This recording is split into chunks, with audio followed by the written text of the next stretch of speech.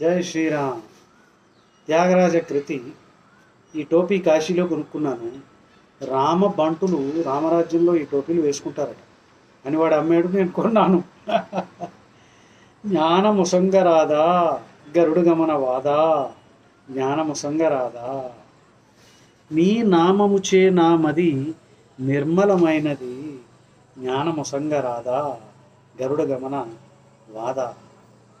పరమాత్ముడు జీవాత్ముండు 14 లోకములు, నరకిన్నర కింపురుష నారదాది మునులు, పరిపూర్ణ నిష్కళంక నిరవధి సుఖదాయక వర త్యాగరాజార్చిత వారము తాననే జ్ఞానము సంగరాదా గరుడ గమన వాదా, జ్ఞానము సంగరాదా. హే రామ్, ఇదే మన పూజ, ఇదే యజ్ఞం, ఇదే ఉపాసన, ఇదే మోక్ష సోపానం. త్యాగరాజ కృతులు మనం ఒక్కసారన్నా చదవగలిగితే ఆ మాత్రం చాలు. దీన్నే బ్రహ్మయజ్ఞ, ఋషి యజ్ఞ అని అనొచ్చు. మనకి హిందుత్వంలో, సనాతన ధర్మలో అందరి మనుషులు పంచమహాయజ్ఞాలు చేయాలి అంటారు. అంటే ఏమిటి పంచమహాయజ్ఞాలు? ఈ పంచమహాయజ్ఞాలు రోజు చేయాలి. అంటే మన కృతజ్ఞత మనం తెలుపుకోవాలి ఎవరెవరికి. ఇప్పుడు ఋషి యజ్ఞ అన్నాం. ఋషి యజ్ఞ ఆర్ బ్రహ్మయజ్ఞ, రెండిటికి మీనింగ్ ఏంటంటే మనం భగవద్గీత చదువుకోవాలి, ఉపనిషత్తులు, వేదాలు, శాస్త్రాలు, రామాయణ, భారతం ఇవన్నీ చదవాలి.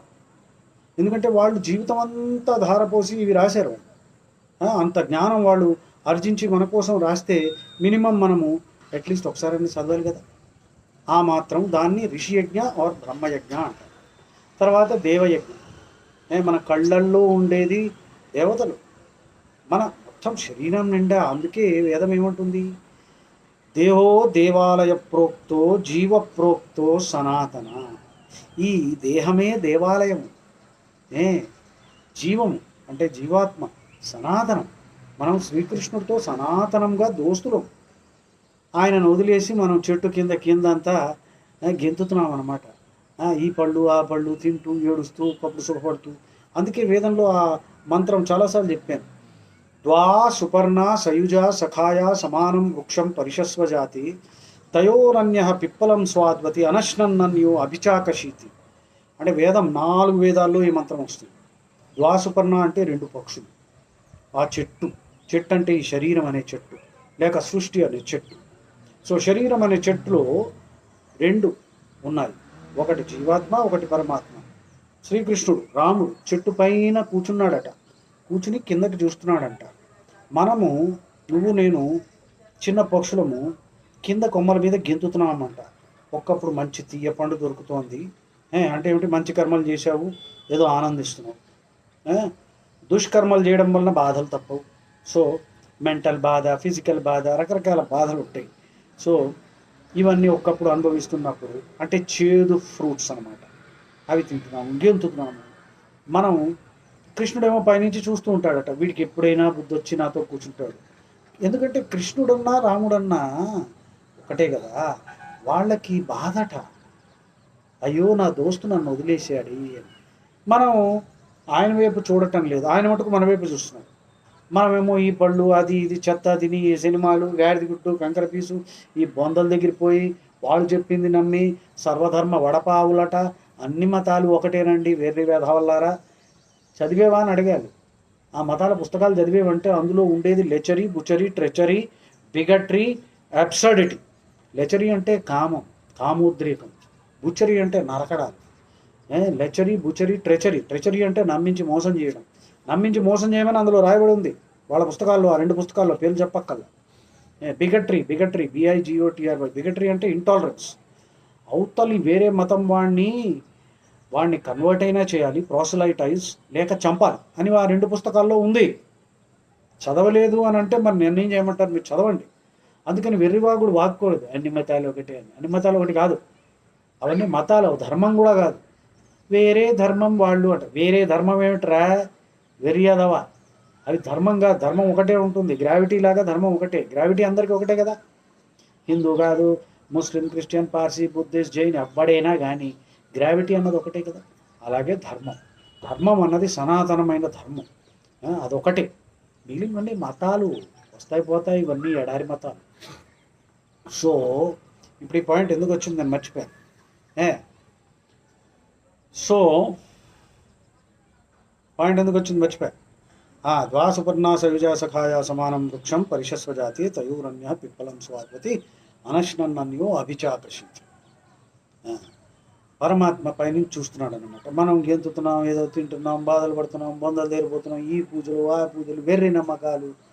వద్దురా బాబు, మాంసం తినొద్దు, వేదం ఒప్పుకోదు. ఎందుకంటే మనమే రేపు పొద్దున కుక్కల, పందిల, మేకల, ఆవుల పుట్టచ్చు. అవన్నీ జీవాత్మలే, అవి పనిష్మెంట్ పోస్టింగ్. పనిష్మెంట్ ఇస్తే తిహార్ జైల్లో లైఫ్ ఇంప్రిజన్మెంట్ అన్నాడంటే 14 ఏళ్ళు. ఒకప్పుడు లైఫ్ ఇంప్రిజన్మెంట్ అంటే చచ్చేంత వరకు వాడు అక్కడ ఉండాలి. 10 ఏళ్ల పనిష్మెంట్ ఇచ్చారనుకో, కుక్క జన్మ ఎత్తాడు అనుకో ఎవడన్నా, అంటే అది 10 ఏళ్ల జైలు పనిష్మెంట్ లాంటిది అనమాట. సో అలాంటి జంతు శరీరం అన్నది జైలు పనిష్మెంట్ లాంటిది. అందుకని జీవాత్మే అది కూడా. సనాతనంగా మనం కృష్ణుడితో ఉన్నవాళ్ళం, కృష్ణుడిని మర్చిపోయి కింద చెట్టు దిగిపోయాం అనమాట. ఆయన చూస్తున్నాడు, ఎప్పుడైనా ఈ వెరివిధం నాతో వచ్చి జాయిన్ అవుతాడేమో. ఆయన బాధ మనం అర్థం చేసుకోవట్లే.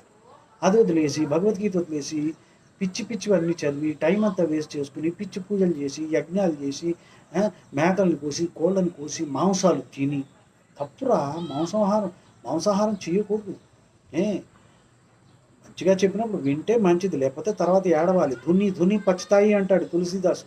చెప్పినప్పుడు వినకపోతే వచ్చే జన్మలో పందు కుక్కల పుట్టిన తర్వాత అప్పుడు కొంత జ్ఞానం వస్తుందంట. అయ్యో, నేను చేసిన పాపానికి ఈ 10 జన్మ ఎత్తాల్సి వచ్చింది, అప్పుడు లాభమైంది. అందుకని సరే, మొత్తానికి ఏమిటి మనం చదివాము? జ్ఞానము సొంగరాద గరుడు గమనవాద, నీ నామము చే నామది నిర్మలమైనది. త్యాగరాజ.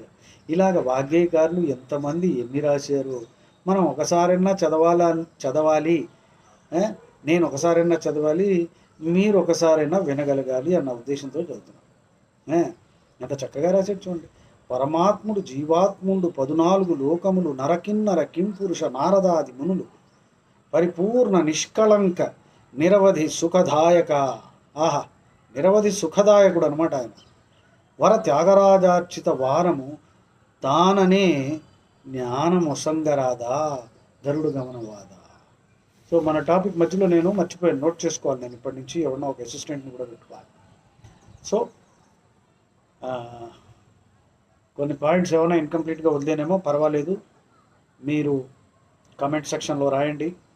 ఈ వీడియోలు ఎలా ఉన్నాయి, నచ్చిందా, ఇంకా ఏమైనా యాడ్ చేయాలా, ఇంప్రూవ్ చేయాలా, ఖచ్చితంగా ప్లీజ్ చెప్పండి.